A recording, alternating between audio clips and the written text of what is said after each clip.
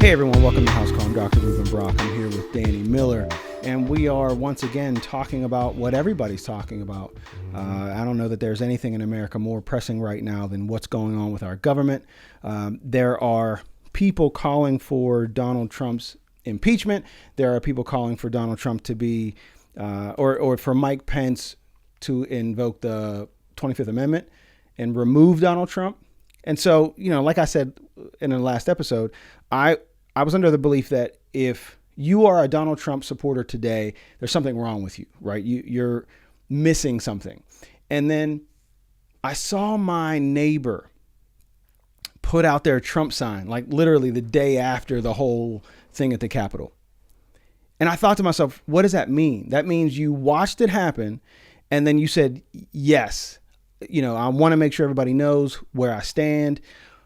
And I thought to myself, what does that mean? And then I just started doing some searching and I saw a post from one of my friends on Facebook that basically was warning other conservatives about the fact that, somebody is shutting down the free speech, and Donald Trump was taken off of Twitter and all these other places. I think Parler got shut down. Parler's been shut down by everybody. Yeah. But from a certain perspective, this is an attack on our freedom. And it occurred to me that there are people in America right now who wanted there to be this, whatever you want to call it. So, depending on your perspective, it was an insurrection or it was a revolution. Right. And so I said, I want to hear from somebody on the other side. I want to see what the conservative perspective is on all this. And so I put out a call and we got a taker. And so here with us today is self-proclaimed conservative James Keller. And first of all, thank you. Thank you so much for being here with us. And let me say, I want this to be an open conversation. But I want to just be quiet for a second. Because you were there, right? Yeah, I was there. Thanks for having me. Absolutely. So why don't you take a second and just tell me what it was like, what happened from your perspective? Well, we got on our way into Washington, we got handed a bunch of, the lady that was in control of our bus was on the loudspeaker telling us, okay, this is what the intel's telling us to watch out for, anybody with a mega hat backwards or anybody with a helmet on, that they believe that those to be Antifa. Right. And then, we got off the bus and they gave us, they grouped us off in teams and there were so many people there. We lost our team within a matter of a second. I mean, I blinked my eye and my team was gone and I didn't know who they were, wow. Where they were. So I ended up pretty much just walking around Washington until the actual speech. And then we were told to stay out of the BLM garden or whatever it is behind the White House. And I ended up walking right through there. Yeah. I mean, it's just whatever, people's people. And so we did that. And then it was time for Trump to start speaking. We was up in the crowd, up in the field, up behind the Washington Monument. And he gave his speech. And halfway through the speech, we decided to start walking to the Capitol. Everything was copacetic, man. Nobody was fighting. There was people from all walks of life there. I mean, man, I don't think I've ever been in any kind of group that had so many different walks of life all together and have the feeling that we had there. It was amazing. And then we started the march. Well, I'm sure you've seen it on the news, the guy with the horns. Yes. Okay. Well, he was marching with, not with us, but he marched up behind us and got in front of us and was spouting the "where we go one, we go all." And he had a legion of people behind him saying, repeating everything he said. And we was making fun of the way he was dressed because why would you dress like that? You know what I mean? It was just not normal. It was funny to us.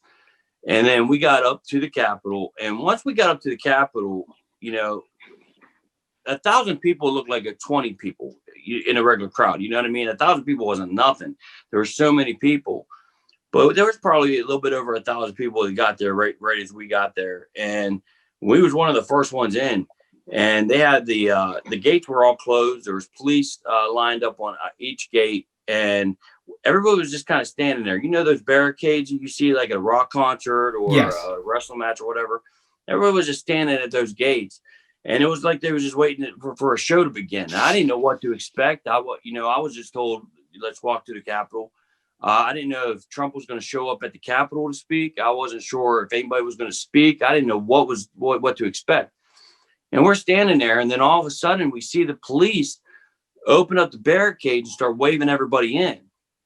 And when that happened, it was like a flood. And I actually went live on my Facebook with that. And I mean, it was exciting. It was exhilarating at the same time.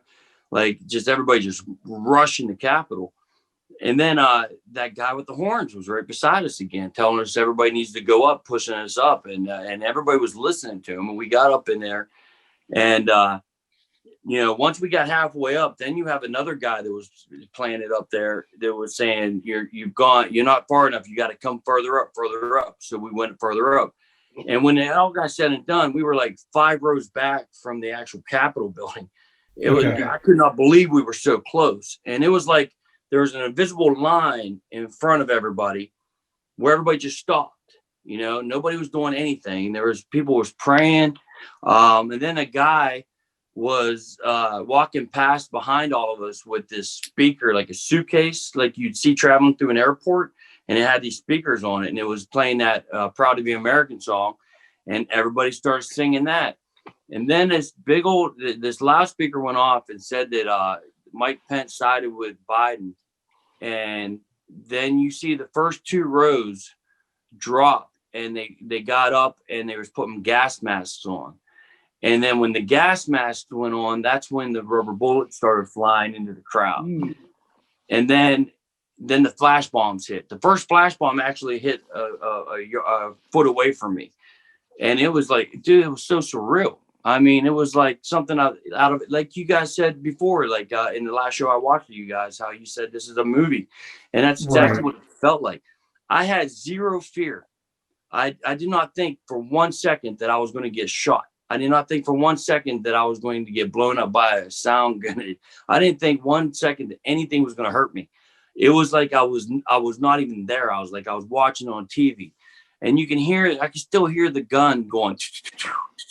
You know what I mean? Like I can hear it shooting into the crowd like fish and barrel, and I was just like, wow.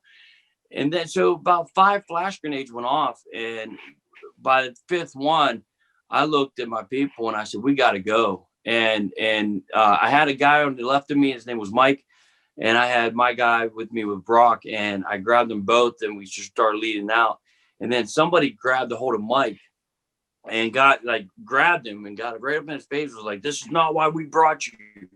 And all of a sudden he let go and he went back. And then later that night when I got home, probably about 1:30 in the morning, when I finally got settled in, I started looking at the videos and I noticed that he was in the Capitol. He was one of the ones. And you and I talked about this yesterday. You said you didn't go there intending to necessarily storm the Capitol in the way that it ended up happening. You didn't mean to break into the Capitol building. You were there. What was the purpose for you? Yeah, but our purpose was just to stand and show our support and to be a part of history. You know what I mean? Like the fact that they got in the Capitol, that blew my mind. Like we found out that they was in the inside of the building when we were already down by the street.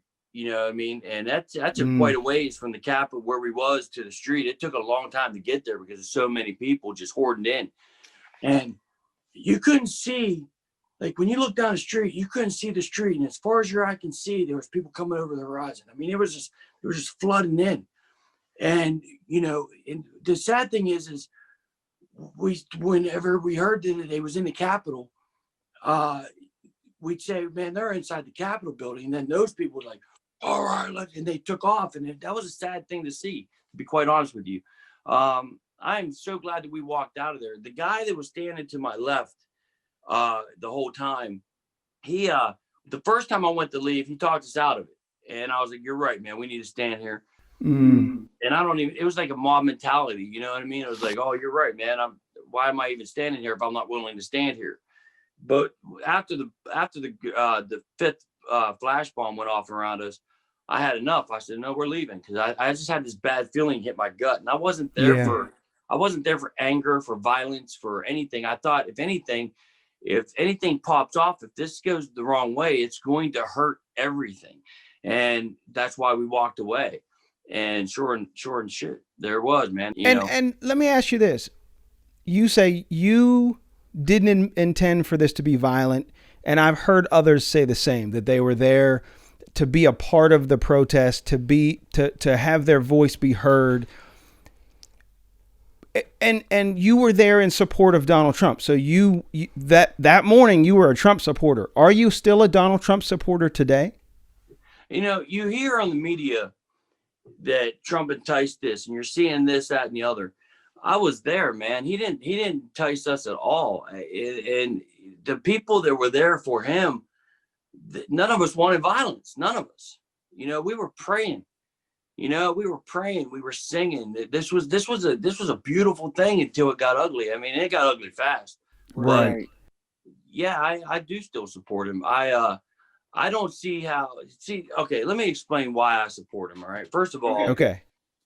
I was going against politics for the longest time because I just seen through the holes of everything. It was like, see as we do, but don't do as we do. If you know what I'm saying. It was like, So then you see this outsider come in, and when I first heard that he was going to run, I ain't gonna lie, just like the whole world, I was like, come on, man.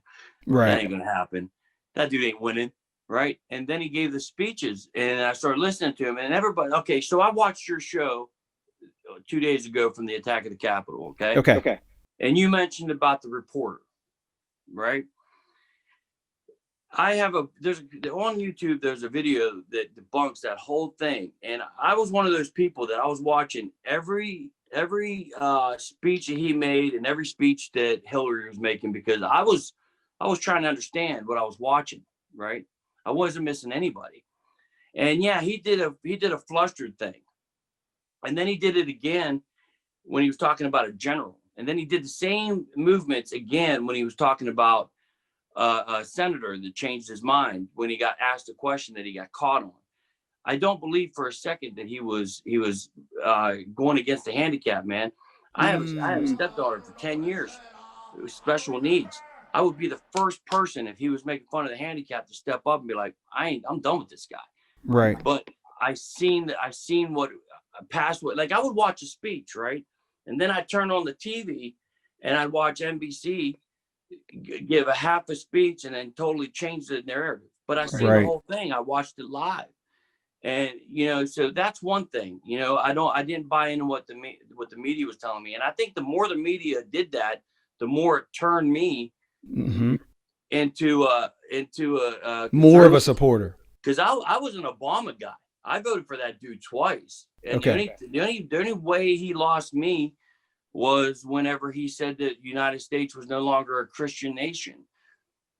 And I seen that speech, and I'm like, well, that's not going to happen because I believe in Jesus Christ. And I'll walk to the end of the earth until I can't walk no more, proclaiming Jesus Christ. So let me ask you this. You have seen lots of Donald Trump speeches and sound bites.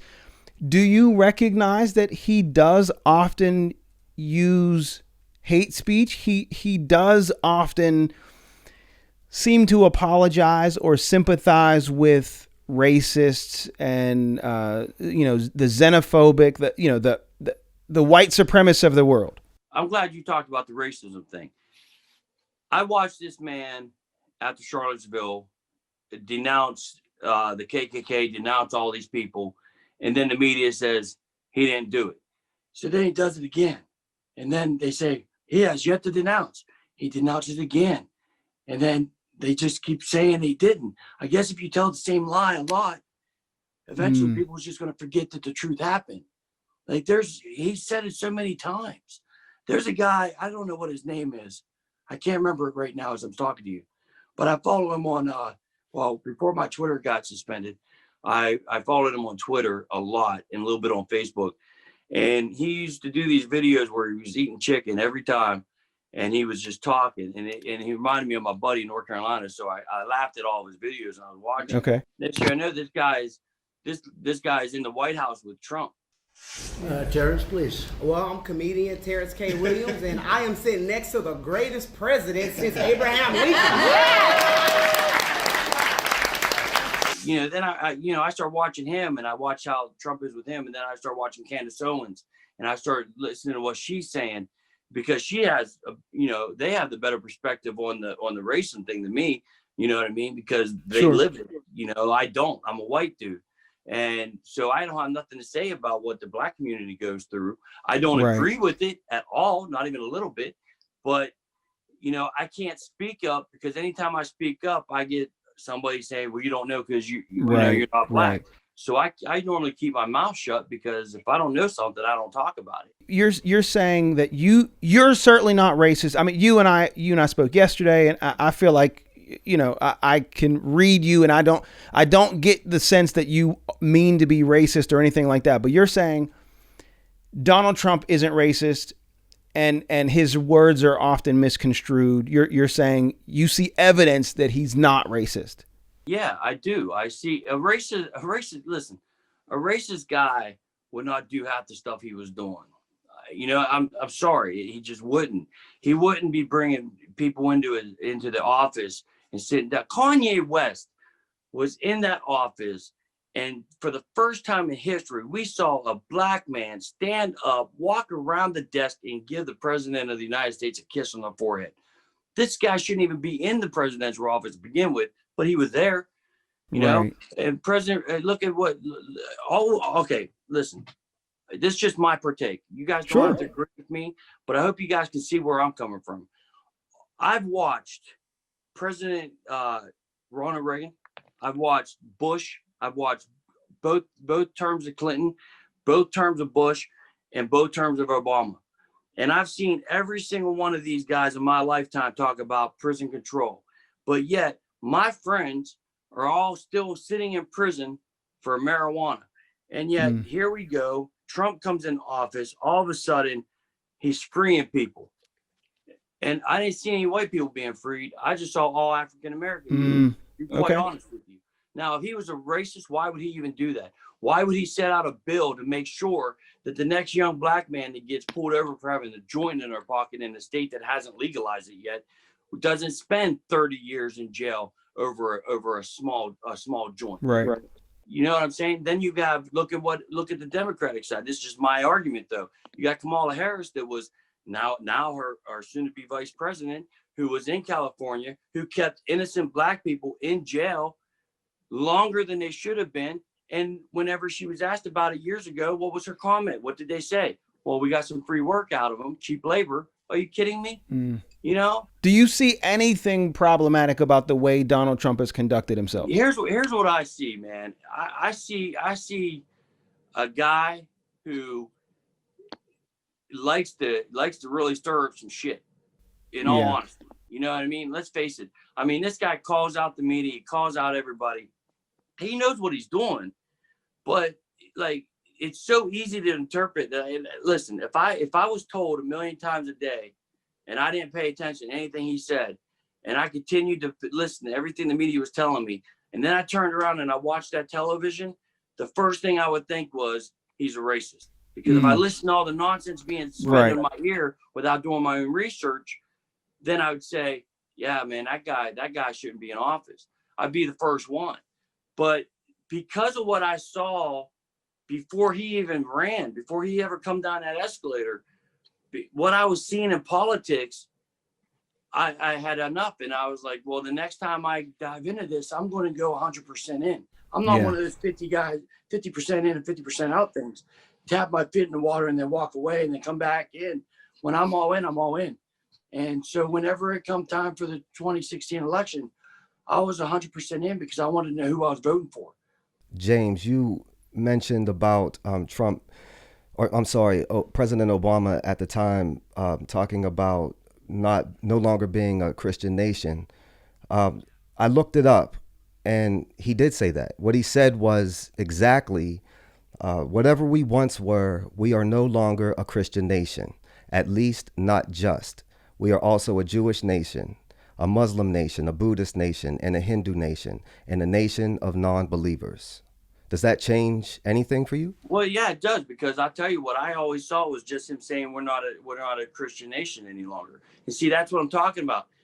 Like I said back then, I was kind of like not, seeing whatever, Right. listening to the media. You see, here's what people don't forget: that even though Obama, he got a lot of softball questions, whatever, the media did the same thing to that cabinet than they did with Trump, just not as harsh. They would tell their own narrative of what he said and then he show.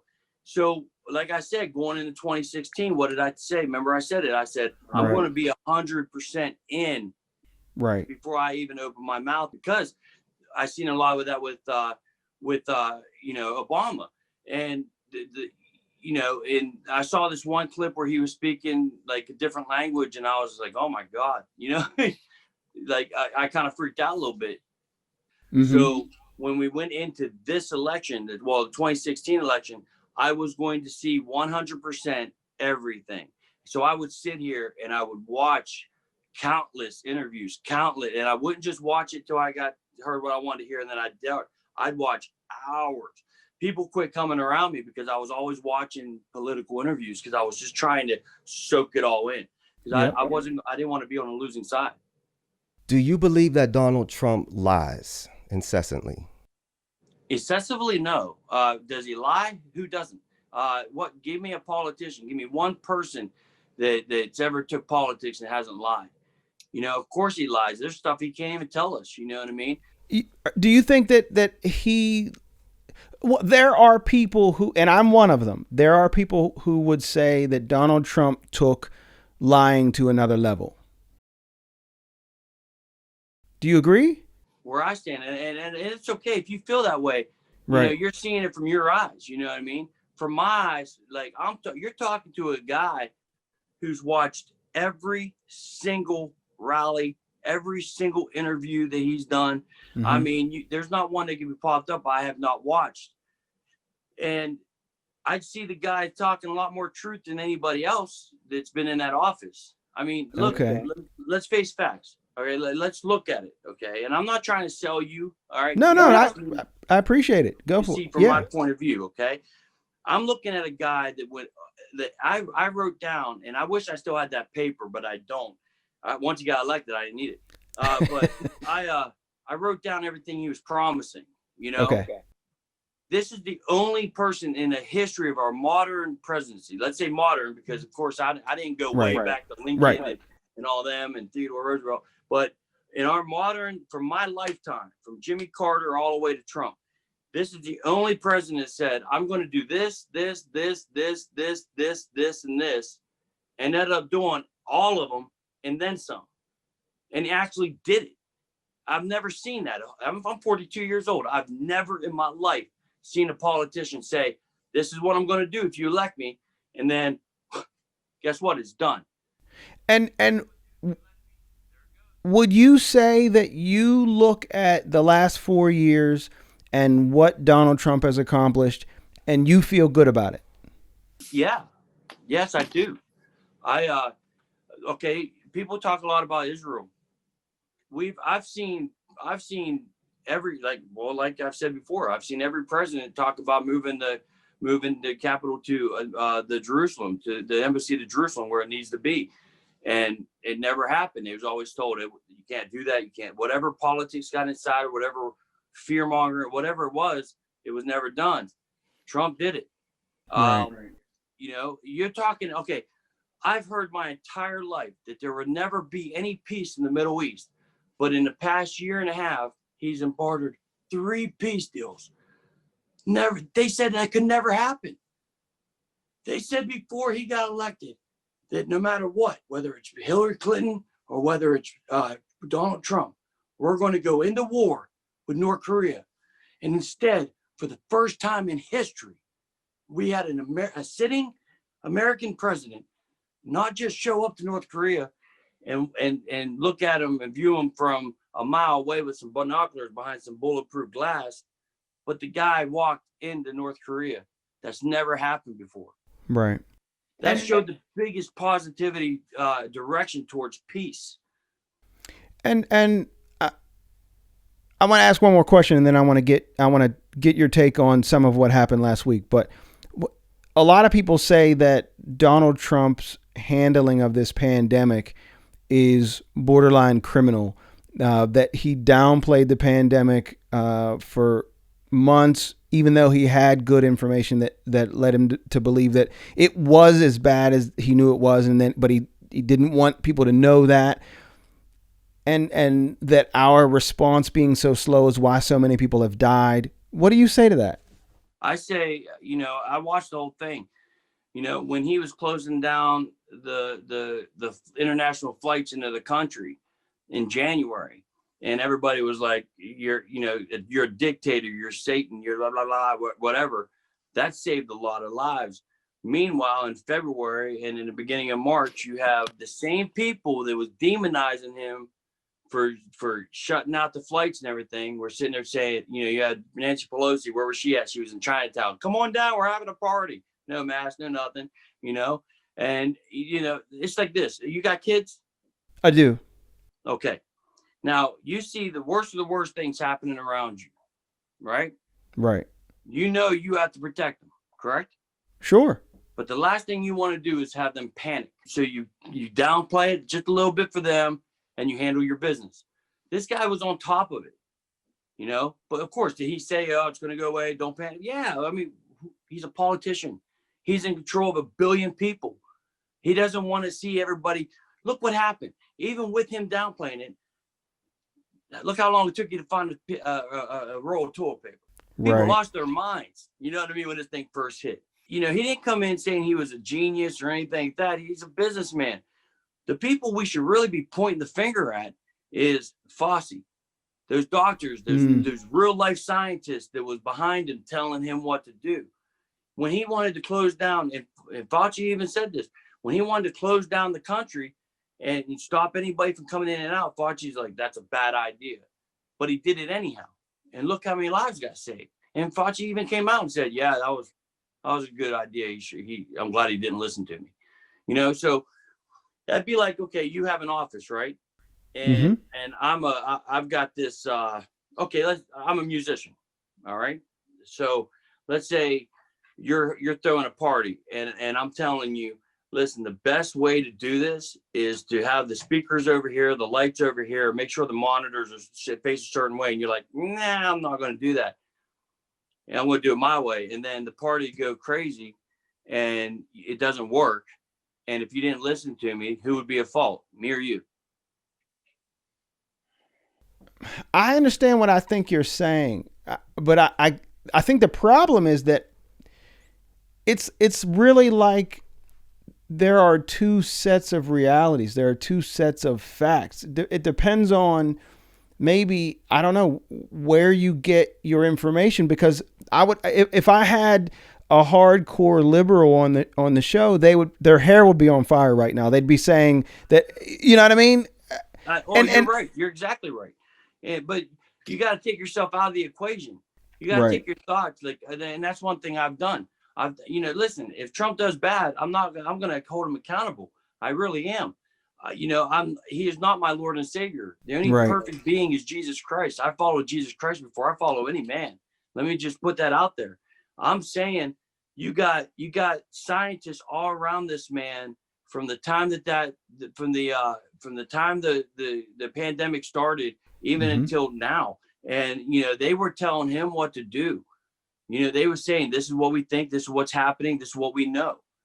And he was based on all that information. And then he was coming out and talking to us about it. But yet people forget that this guy was listening to the specialists around him, and it was all his fault. And they forget the fact that these same specialists that told us what they was telling us told him not to close the country up when he did. And he doesn't get credit for that from the other side. You know what I'm saying? Would you say, you said you would call Trump out when he does something wrong. Have you seen anything where you say, nah, that's not cool? Yeah, I've seen some tweets and I'm like, I wish he would just stop. He needs to shut up. Yeah. Period. He needs to stop talking for a minute. Plenty of times. But see, I'm not him. I would Yeah. just, if I was him, I'd shut the hell up, just Right. for a minute. And Now, I think that, go ahead. based on that, you say that Trump didn't incite this, I'm going to call it a coup, because essentially there are people who, for all intents and purposes, took control of the Capitol building, and the stated goal was stopping Congress from certifying the election, and they wanted, at the very least, to be heard. But they're suggesting that the goal was to reverse course on this thing and get people to recognize that this election was stolen. And Donald Trump absolutely, I mean, I watched the interview, the statement that he made as it was happening, where he was saying, I understand why you're upset, and you're good people, and I love you. And before that morning, he was saying, meet us down meet us at the Capitol. And people are saying he has egged this on for months. What he said was, I'll be with you at the Capitol, is what he said. Okay. But you're saying you don't believe that he called for this to happen. No, I don't think he called for it to happen either. And I don't think any of the Trump supporters went down there and wanted this to happen either. I don't think that okay, for instance, like I said the same thing last summer, right? When BLM, was doing their marches, and then all of a sudden, the city went on fire. Yep. I said, and I mean this, I said, it wasn't the black people that threw the brick through that convenient window that started that riot. Right. It was the white guy all dressed up to entice it. What I'm saying is somebody wanted Trump supporters to jump into that building. Somebody wanted us to get out of hand. The fact is there's people that was, look, you get Antifa and you get Soros money, and that's nobody can say I'm making that up, because if you look up George Soros and listen to his speeches, he says he'll spend all the money in the world to stop Trump. Okay. He said it live. I've watched it. So he's paying these guys to, dress up to make it look like Trump supporters, and then all of a sudden Trump's the bad guy, and then you have all the media, he enticed that riot, where that's all you hear, that's all was in the papers. Right. And you see people just dropping him like crazy. It's sad. It's funny to me and sad to me at the same time that when the summer was happening and BLM was burning down their cities, it wasn't all BLM. It was Antifa coming in, looking like BLM, and destroying their city, a city that they probably didn't even live in. You're saying the same thing happened. You're saying it was people who are planted within, because we talked about this yesterday, and you said that there were people egging everyone on and just riling everybody up, and then it turns into a mob mentality. But you're saying these people are playing out their own agenda, and that the innocent and God-loving and country-loving Trump supporters were there just to be supportive of their president, and then they were manipulated. That's exactly what I'm saying. Just like I'm exactly saying that it wasn't the BLM that burned down their cities. They were not the one that enticed that.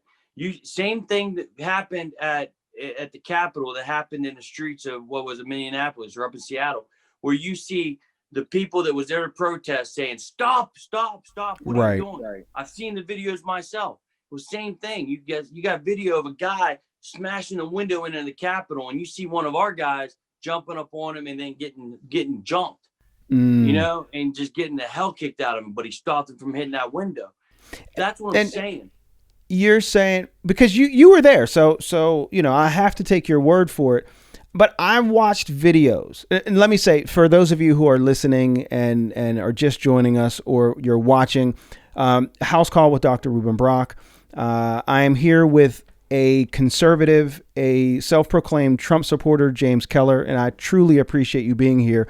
But you're saying on the ground, when you were there, you saw people who seemed to be kind of a plant, so to speak. People who seem to be outsiders leading a charge. And like you said, they had gas masks. And I remember you said, who the heck brings gas masks? What's about to happen? And then all of a sudden, it's madness. You're saying you do not believe that those are Trump supporters. But I'm saying I've watched videos. I've seen videos. Now, in recent days, the videos have come out of people beating on police officers. I saw a video of a police officer being smashed in a doorway. And it's a mob of people. You're saying you believe there aren't Trump supporters in that mix. I'm not saying that there was no Trump supporters. I'm saying the majority didn't want that. Listen, just as the cities burned all summer long, there were great people that was there to make a statement, to stand up for their beliefs. They got what they were standing up for intruded upon this group that had ill intentions. And those people with ill intentions started the whole chaos. The same thing here, great people with great intentions dude, we was standing there praying. We were standing there singing, God bless America, for Christ's sake. And yet these guys turn around out of nowhere, put the gas masks on, the rubber bullets start flashing. And before I know it, we're getting flash bombed like crazy. Yeah. And there are people, particularly there are U.S. military leaders who at least, are saying today that they believe this was a failed coup. They're saying Donald Trump wanted this to happen and orchestrated this. And essentially what they're saying is perhaps that exactly what you're saying is true, except for that it's not Antifa. It's actually Donald Trump's Confederates. That he manipulated this system and hoped that it would lead to what he wanted to happen, which is a reversal of the election. What do you say to that about the possibility that it is Donald Trump? There's extremists on both sides. Right. First of all, I just got to say this because you said the word Confederate. The most appalling picture that I seen throughout this whole thing was that Confederate flag inside the Capitol. Right. You know what I mean? That should never have happened. Whoever brought that in, I hope they see their time in prison, because that is not what we stood for, man. This flag right here is the only flag you should fly anywhere near our Capitol. Right. And that's my personal opinion. And I 100% agree with you. And I appreciate you saying that. Yeah, I mean, with all due respect, the only place that Confederate flag belongs anymore is on top of the General Lee, and leave that car alone, because that Dukes of Hazzard was the best show when we were kids. Hey, listen, when I was young, we used to play Dukes of Hazzard. But here's the thing. I used to get so mad because me, my brother, and my cousin would play Dukes of Hazzard, and they would be Bo and Luke, and I got to be Uncle Jesse every single time. Can I be Luke? I mean, I'm saying. And my mom, like, this is no lie. My mom would say, like, you're not allowed to watch that show, blah, blah, blah. And I'm little. I don't know anything about I don't know anything about the Confederate flag. I'm just trying to be the Dukes of Hazzard. Yeah. You know what I mean? And think about that for 1 second. Now, I noticed that you call yourself a doctor. Are you a doctor? I am. Doctor of psychology. Yeah. So you are smart enough to realize that this whole, and I'm not talking about Trump. I'm not talking about the left or the right. Listen, there's one thing that's for certain by me. I'm not a Republican. I'm an independent. I lean who I feel is going to do better for the people. Okay. Not just myself, but the people. Okay. And you're smart enough to know that, you got the right wing and you got the left wing, but those wings, they all belong to the same bird. Yeah. Right. If we can go back to our childhood, when we was all playing with the Dukes of Hazzard, and all of us wanted to be Bo and Luke. Every once in a while, you had the disadvantage of being Chloe and Vance. You remember the cousins? Terrible. But, we all played with that car. And, we didn't see, at least the people I grew up with, we didn't see, the whole thing that our grandparents saw and our ancestors saw. We was finally getting to a point to where the color of your skin didn't matter. And we was almost there. We was almost there. But let's be honest, man. This happened, this whole divide thing and this whole racial conversation, it happened way before Trump come down that escalator. I agree with you on that. I agree with you on that. And I will say, unfortunately, a lot of people blame Obama for this racial divide, but I think a lot of people miss the fact that Barack Obama's presence scared a lot of people. There are a lot of people who don't want racial equality and saw Barack Obama as a watershed moment, like we're losing control, and they came out of the woodwork. And I want to ask you about that. Does it bother you at all that the folks who fly the Confederate flags, the folks who fly the Nazi flags, because there are people in America who fly, right? They're all Donald Trump supporters. It's not like some of them like Joe, Biden. Does it scare you at all that all those kind of, I'm going to call them weirdos, they're all on Trump's team? Well, let's look at it like this. All right, let's look at it like this. The way I see things, and this is, I try to tell a lot of people this, and a lot of people that want to be 100% to the left, they want to get mad at me. The other people that want to be 100% to the right, they're like whatever. But like, what racism is stupid. Period. I'm going to get that out of my system right now. It's the dumbest thing. Agree. Because, I'll tell you what, I've worked side by side with people of many cultures my entire life. When I'm on stage and I'm doing my thing, there's people of all kind of cultures in front of me, and we're all sharing in that togetherness of music, and we're all brothers and sisters. When I stood at that Capitol that day, right before I walked away, I wasn't standing amongst all white people. I had black. That dude Mike I was telling you about earlier. Yep. That dude was a black guy. I love that dude. I wish he wouldn't have went back in. Like, it's stupid. What we've got to do is, first of all, a lot of people in my situation right now would have watched that show you did 2 days ago called The Attack on the Capitol. Yep, and been mad. And would have told you to go fly a kite. I wasn't coming on your show. Right, absolutely. And I appreciate you being able to see it and still show up. That says a lot about you. Because here's the thing.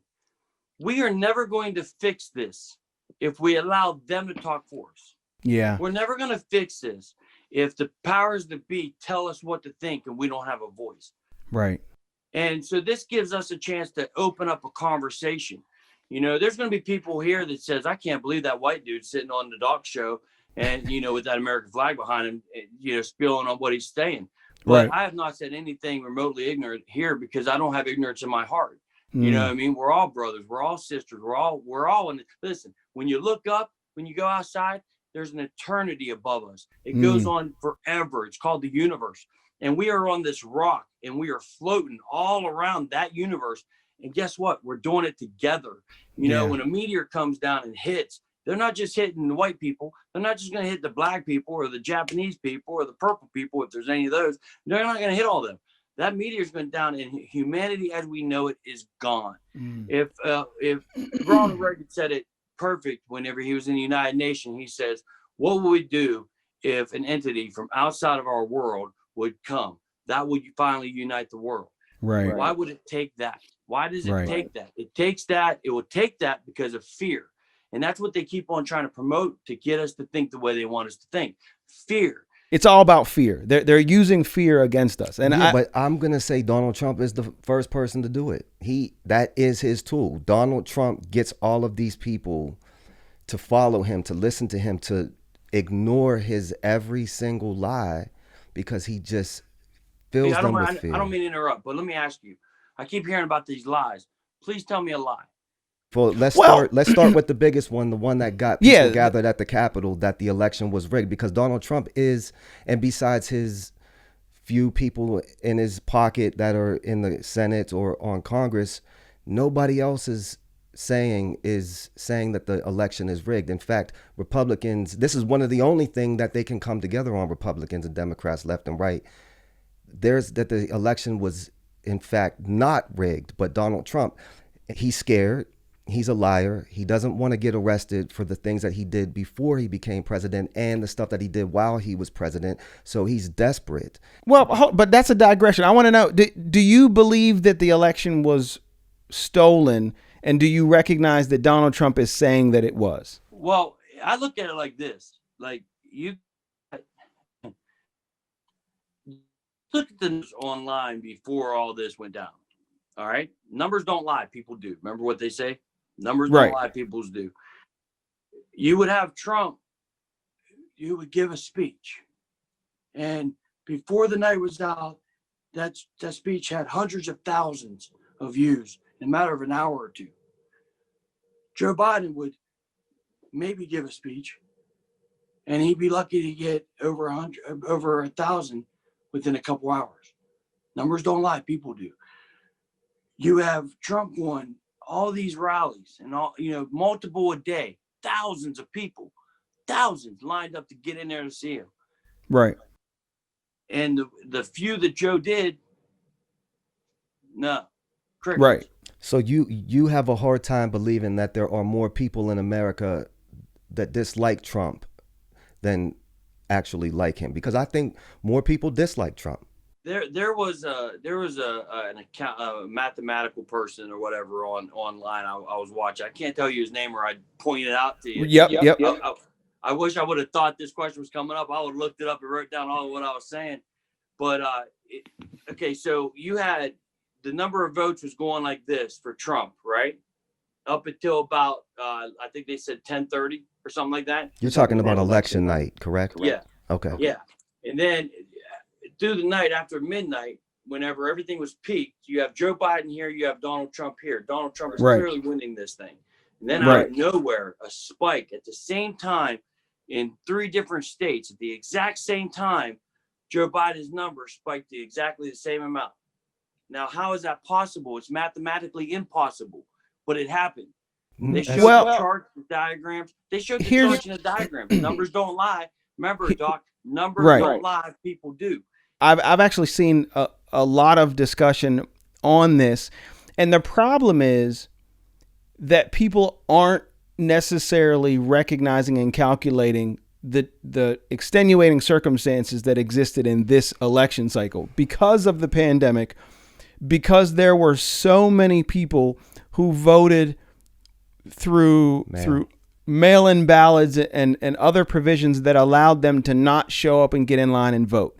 It made it so that in many of these states, the voting is not allowed to even start being counted until 11 o'clock at night or the next day or something along those lines. And so what happens is, because all the Republicans tend to be of the viewpoint that, no, I'm going to the polls and I'm voting. So the people voting that day overwhelmingly were Donald Trump supporters. And then the votes that were then calculated after the fact were overwhelmingly Joe Biden voters. So it does look like an unnatural spike, but there's a reasonable explanation for that. Okay, well, let me ask you this. Okay, were you guys at least acknowledge about all? I mean, the Republicans didn't have anybody that was been dead come up out of the ground and vote for Trump, and Right. yet all of these dead civilians.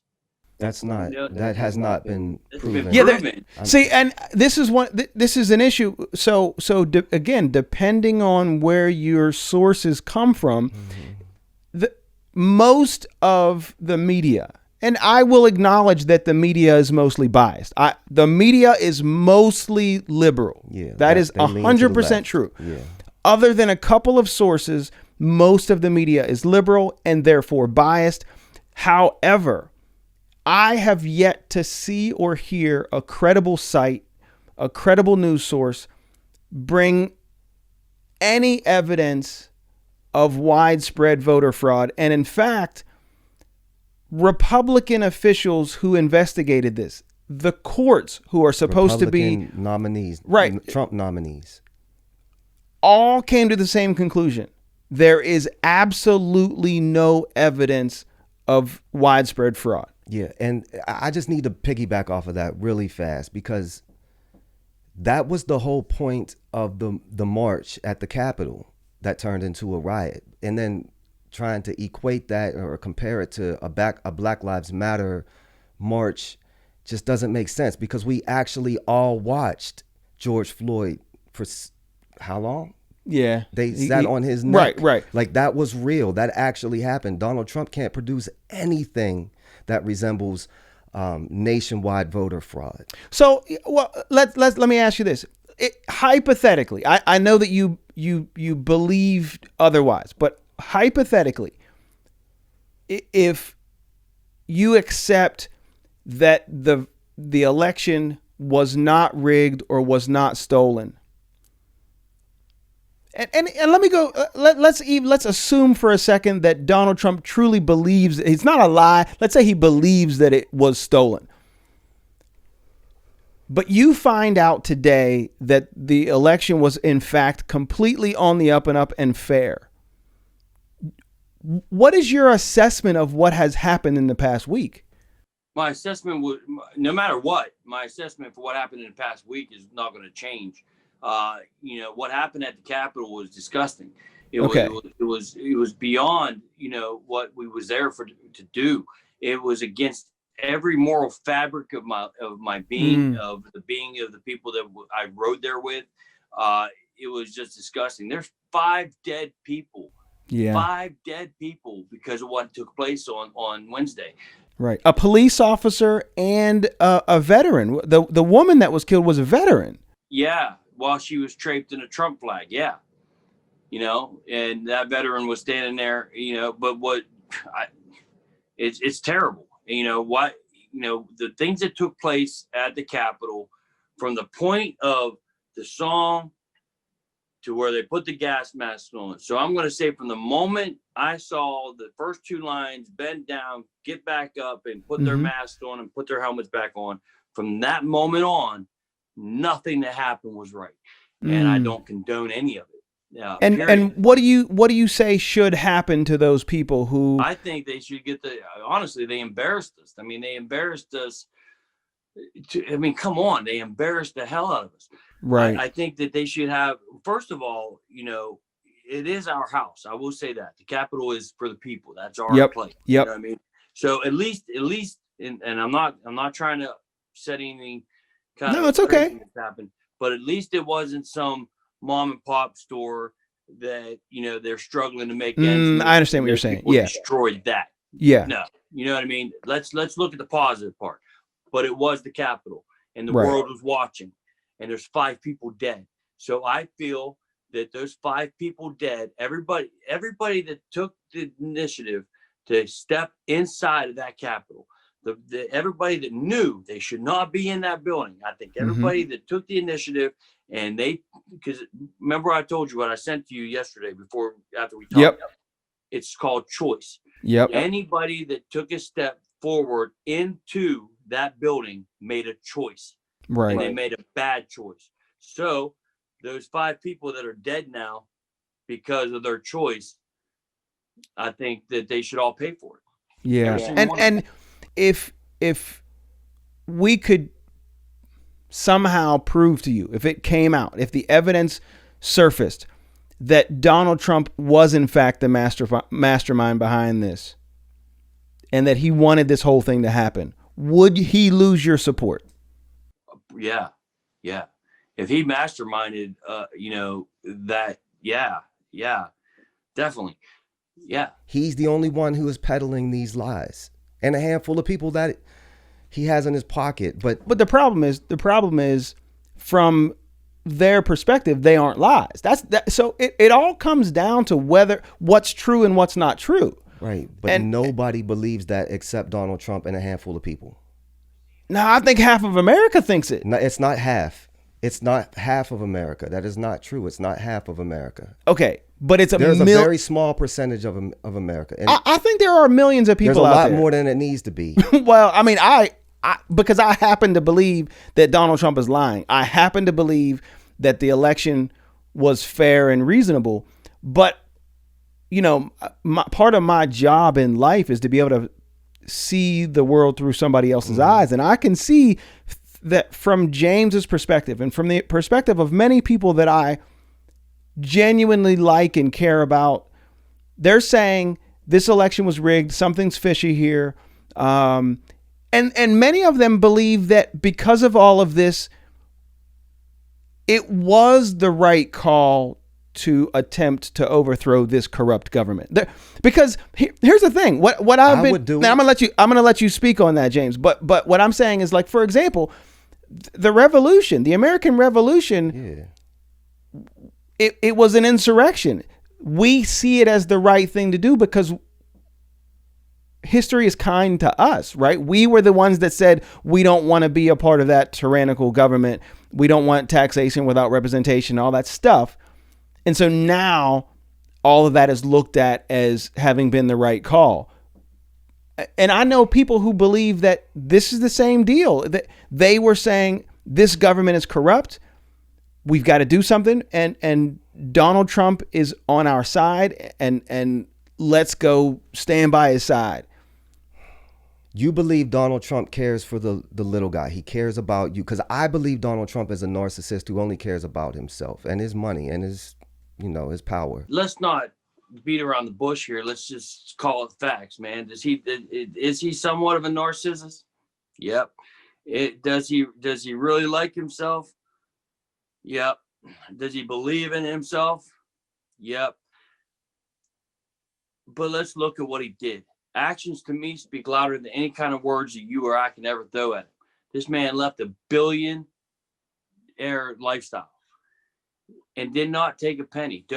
He took $1. That's the whole time he's been president. He took $1. I think, in fact, he's donated his. Yeah, he donates his salary. Salary, yeah. Everything right back into the country. I believe he said. Now look, you got these okay, let's talk about it for a second. Let's just show you. You got politicians. Let's take Hillary Clinton and Barack Obama just for a moment. Just let's bring them up in the conversation for a second. You have audio. You can find it real easy with your computer there. You got audio of both of them talking about gay marriage, how it's between a man and a woman. They stand behind it, whatever. 2016 rolls around. Now they need the LGBTQ or whatever, however numbers there is letters in there. They need the gay activists and the bi, all them. Right. So what did they say? They start pandering to them, saying, "Oh, we support them. We support them." They change. They flip flop. That's what a politician does. Talks out of both sides of their mouth. Right? I'm not a politician, but that's what they do. Right. Look back in 1988. He did a Donald Trump did an interview with Oprah. Go watch that interview. And then there's one that he did with this lady. I think it was Barbara Waters. I can't be 100% sure. And he said something else. And he said something about the gay community in that interview. And he said, "It's not for me. I like women, but hey, some are like that, and it's not up for me to decide. Let them live their life. Period." He goes, "I support them living their life, living their best life." Go back to that Oprah situation and watch what he said whenever she talked to him about being a president. This is back in the 80s we're talking about. And he said exactly the same things he said now. Here's the difference. Back then, everybody believed the same thing, right? Everybody thought that, okay, he's a billionaire. He's rich. We're going to, we want his money. He gets in office. He'll be the best president in the world. What changed? Well, he turned on him the moment he said he was going to. Everything this man's done, all the politicians that's saying how he's no good and he's corrupt and he's this, that, and the other, that's feeding the flames and talking about the media, these are the same people that had their hand out to him whenever he wasn't a politician, and they was glad to take his money then. And you're absolutely right. I think the point is well taken that politicians say what's in favor at the moment. That's just kind of what politicians do. And you asked me about what I believe with Trump. Right. I'm telling you, I can go clear back. You can go clear back. All of us can go clear back in the 80s and watch what he says. Right. And then fast forward it all the way up to the time it's consistent. He's saying the same thing. Well, but in all fairness, the trouble is there's also a historical record of racial discrimination, sexual misconduct, him just not being a great dude, right? And I agree with you. He's been consistent, and when he was a businessman, I don't even have a problem with him because he was kind of a cultural icon, the quintessential billionaire. But as a leader, let me ask you this. And this is a question that nobody's been able to ask, and I hope you guys can answer it for me. So from 2015 all the way to 2020, there has been thousands of millions, not even thousands, millions of dollars investigating this man. Millions. The Democratic Party has barely done anything but investigate Trump for his impeachment, for everything. They turned over every rock for 4 years. Right. Where's the proof? Because they couldn't bring it. Well, there's tons of it. All the reports, the Russia because report here's kind of gets brushed off. Right. The problem is that because he's a sitting president, they couldn't indict him. Yeah. But it doesn't say that he was innocent. Everyone around him went down, and that's why he's handing out pardons. He has more imprisoned cabinet members than anyone in history. And in fact, there are many who believe that what's happening right now is him fearing what will happen when he's no longer president, because then he's all of a sudden fair game to criminal prosecution. But let me ask you this: Donald Trump is afraid of anything, to be quite honest. I mean, I don't think he fears not being president whatsoever. Okay. I just don't. I mean, I don't see it. How would you explain his behavior, especially in recent weeks and months? Let's face facts. None of us have all the answers. Right. We know what we see and we know what we talk. And if we took everything I know and everything you know and then everything you know, and we put them all together, and then we added up everything that this side over here knows and everything this side over here knows, and put them all together, we still don't have the whole picture. Right. Because we're not told everything. And that's something we got to pay attention to. Now, I agree with him on that. Yeah. I agree that we don't know what's going on behind the scenes. And I always have to hold out the theoretical possibility that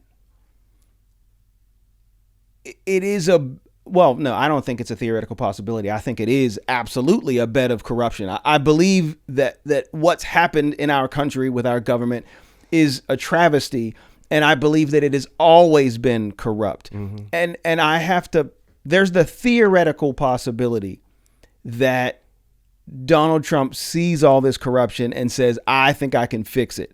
Now, here's the problem. For me, the problem is that his historical behavior, his current behavior, his words, they all track with a particular pattern that I happen to be qualified to say. It makes you look... No, I'm not even going to say he looks crazy. He is. Yeah, he is. He looks desperate to me. Listen, I'll agree with you. Trump is nuts. But see, that's like I said, once again, we go back to that your thought or my thought. You know what I mean? Your thought is he's ruining the country. My thought is look at what he's done. Right. Yeah. Actions speak louder than words, and you know what I mean? I know what you mean. I'm with you. And now I'm going to give you the last word. This is my last question. I feel like I want to talk for 3 more hours. I know. There's so much more to say. I have so many questions, man. You're going to have to come back. You're going to have to come back. we have truly, I'll speak for myself. It's been a wonderful conversation, and I'm really appreciative that you did this and spoke so freely and openly. And my question is, what do you believe should happen next? Let me just leave you with this, all right? You guys all know the rock band Creed, right? Yes. They got a song, it's called One. In it, it says, discrimination now on both sides, seeds of hate blossom further. Unity is what we want. You know what I mean? And that's it. Discrimination now on both sides and seeds of hate blossom further. Think about that lyric. And that's exactly the world we're living in right now. What do I hope happens? Here's exactly what I hope happens. I hope to God, with all of my heart, that one day we're going to walk outside. There's going to be these big UFOs that come out and they unify the planet and take away the government completely. I think if there's going to be a Republican and Democrat, there needs to be a third party in there just to bring up the thing. I think we need to fix the broken, because the broken is what's tearing us apart. And what I said before the cameras were rolling is that particularly in Black America, the plight of Black America and Black Lives Matter and the Black Panthers and so many movements in Black America over the last 100 years have all been rooted in the idea that our government, our country, is not functioning for all, and that it has gotten off track and we need to start over. And essentially what I hear a lot of conservatives saying is exactly that. We've gotten off track. There's something wrong. We've got to fix this. And so I don't think we disagree in that sense. Yeah, but we break somewhere. Yes, because what I see is that I don't think there is that convergence of interest, because what I don't see, and you know, James, maybe I'll bring you back and we could talk about this more, because I want to wrap it up. But what I don't see is conservatives really truly calling for equality of all people. Right. I don't necessarily see a lot of Donald Trump supporters, Republicans, conservatives saying, I want everyone to have an equal voice. What I hear is people saying, I want my voice to have the same weight that it always has. And they sort of fear the balancing of the scales a little bit. But you don't agree. You know me, I've already said it a million times, is I don't see color. I don't care about color. It's dumb to me. You know what I mean? Jesus Christ did not just, say all white people and then whatever. Right. Jesus Christ said the world, everybody, mankind. So, and that's what we got to all figure out. First of all, we need to get the planet to understand that there's only one race on this planet, and it's the human race, and we need to come together. Agreed. It don't matter your race, color, or creed. And that's how I truly feel. And nobody can change my mind about it. But I do want to say that I understand where some people come from. What you're saying is fear and so forth, because let's look at what's happening. So we want to be equal, right? That's what everybody says. We want to be equal. But yet, if there's the BLM, Black Panthers, they're all allowed to get together and form Black unity, right? Right. Black power. That's what they say. Then you have on TV, you have the BET, you have movies where you have Black directors come out in Hollywood and say, we're only going to cast blacks, Right. whatever. Now you put all of that. Now listen, you put all of that on the other foot. But do you know why? Well, which part am I knowing? All of it. Why there's a BET, why there's a Miss Black America. I understand exactly why, because first of all, back in the 80s, the music industry was trying to put the black music down. Michael Jackson, God bless that. I love Michael Jackson. He changed the world. You'll get no argument from us. We're good there. Listen, I'm not just saying that. You could go back into my life and ask anybody who knows me. I put on little talent shows. I'd be dancing to Thriller, Bad. No, we're best friends. We're officially best. It's like in Step Brothers, whenever he says, "Did we just become best friends?" Right. Yeah. Dukes of Hazzard and Michael Jackson. That's our common ground. We're good. Right. But there's our common ground. Yes, exactly right. Right. So, but you see, Michael Jackson, he changed the landscape, because they did not want a black man on television. And then they had to put what they had to put Off the Wall, right? Off the Wall goes on there. And then all of a sudden, he's like, well, I'm going to do another one. And then so what he does the biggest video of all time, Thriller. Right. You know what I'm saying? And then it all become that. And then you started to see a change where it was like, okay, all right, now we have Lionel Richie, Whitney Houston. We have all these, this back in the 80s now we're talking. I'm showing my age a little bit. But, the black culture started to grow. And then all of a sudden, BET got formed, right? And then, now you got, okay, this is all black videos, but I love that music, so I'm going to go and watch that. But I'm going to pop over here to watch the Nirvanas and the Pearl Jams. Right. And this, that, and the other. What did they do? They used this kind of media to divide us. To be divisive. We were all together. We would sit through a Madonna video to see a Michael Jackson. And then right, you're right. But if we was watching this, let's say VH1, let's bring them in. And let's say VH1, and we was watching, and they had black music and white music, all kinds of music in there. Right. I would sit through a Dr. Dre video, see a Creed. Yeah.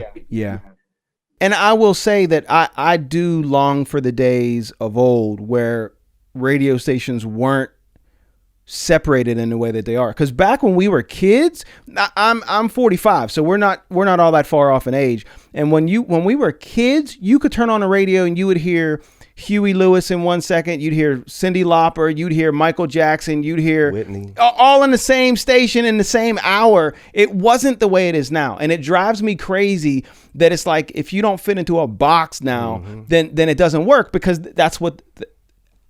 I don't want to say, I hate saying they, because they is this nebulous, like, who's they? But it is true that there is a movement, and it's been going on for a while, to put us in silos. And it's like, you're not really supposed to dip into all the different boxes. And I've always been the kind of person who wanted to dip into all the different boxes.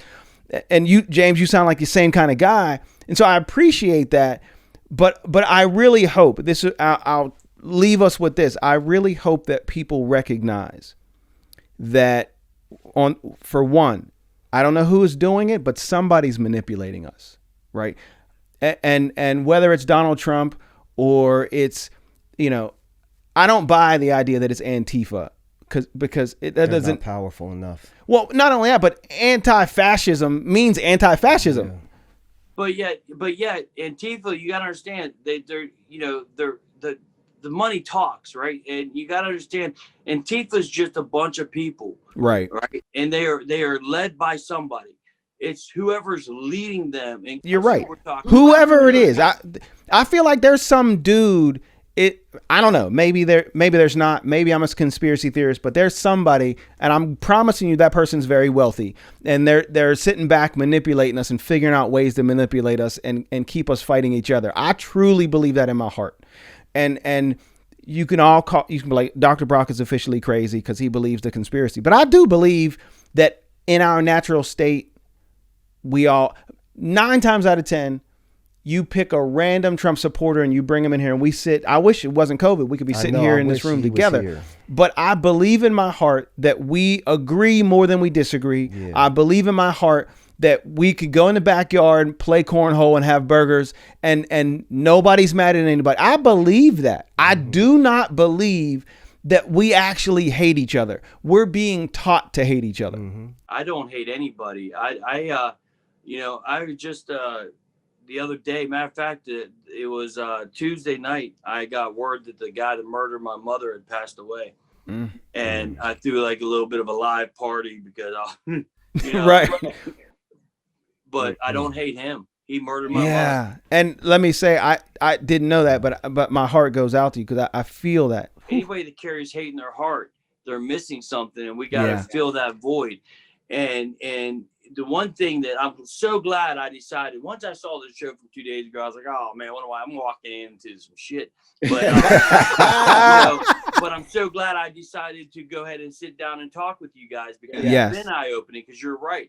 We both made a lot of great points. You know what I mean? Now, we're going to walk out of here, and you're going to still think the way you think, and I'm going to still think the way I think. That's cool. And that's the way it should be. But here's the thing. We are doing now what everybody in the country should be doing.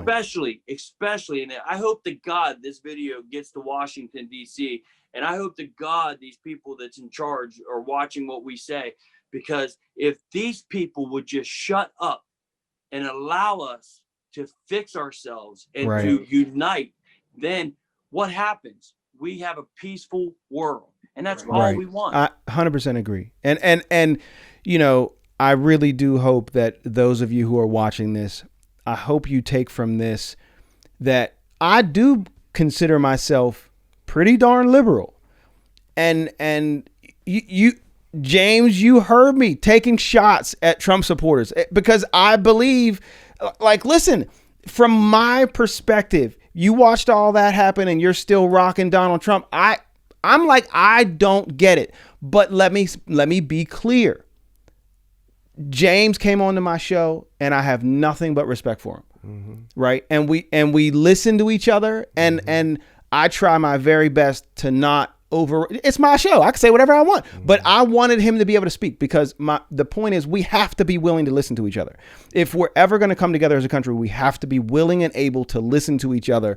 And so if there's nothing else that comes of this, I really hope that people who watch this recognize, it's possible for people on, I don't think either of us are the extreme, but there are people on opposite sides of the spectrum that can talk and walk away from it still loving each other and listen, if I have as soon as the world opens back up and we're allowed, you're invited. You come over. I make James some. is getting a hug and a hamburger.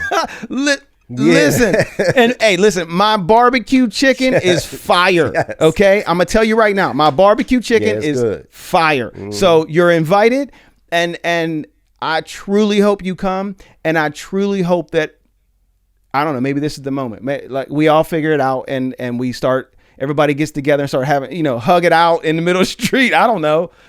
Once this COVID thing's all over and they allow us to do shows, man, I would love for you guys to come. Yeah, be part of one of my we'll be there. concerts, man. I'm not joking at all. We'll be there. Yeah, definitely. Yeah. I would love to have you guys come and see my world a little bit. I think you guys have Yes. What kind of music are you talking about? rock music, yeah. Good. You know, Okay. I'm in a band called Keller now, and before Keller, I was 15 years in a band called Dissension.